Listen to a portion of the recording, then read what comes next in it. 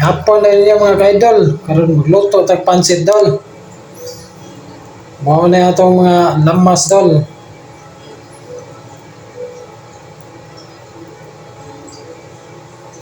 Kuna dol, gilunod na ang sibuyas o gahos dol, gigisa na dol, dayon ang ginaling dol. Ukay din sa akong asawa dol. Ako ra asawa may galuto ani dol kay ako dol na ko gibuhat ani dol. Mao na siya dol. Mao na atong lamas dol. Carrots nga gihiwa-hiwa dol. Mao na pansit. Yan sibuyas nga tinadta dol, sibuyas daunan. O repolyo dol. Mao na siya dol. Atong subak sa atong pansit dol.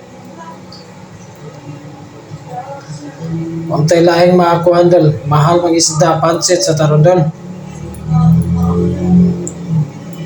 Karon dol. Ukay din sa kong misis na dol. Kung nagkayo dol kay para madalig luto dol kay gutom na atong tiyan dol. Ngam tay gibuhat ani dol.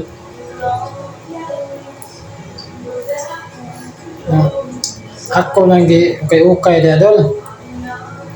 Hindi mamilit dol ba? Dol ako ukay dol para di mamilit dol din palangayan ato ni dol. Patataura na to ni gamay dol. Mao ni atong sagol ni mga dol. Sibuyas daunan, carrots, o repolyo.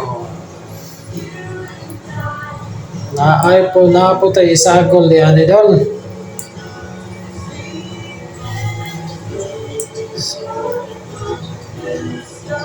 Tayo sagol ani dol. Maning mamasitas, oyster sauce dol. Mga na atong silbi palami sa atong sudan dol. Bahay na lang ni dol. Mahal mag isda ron dol.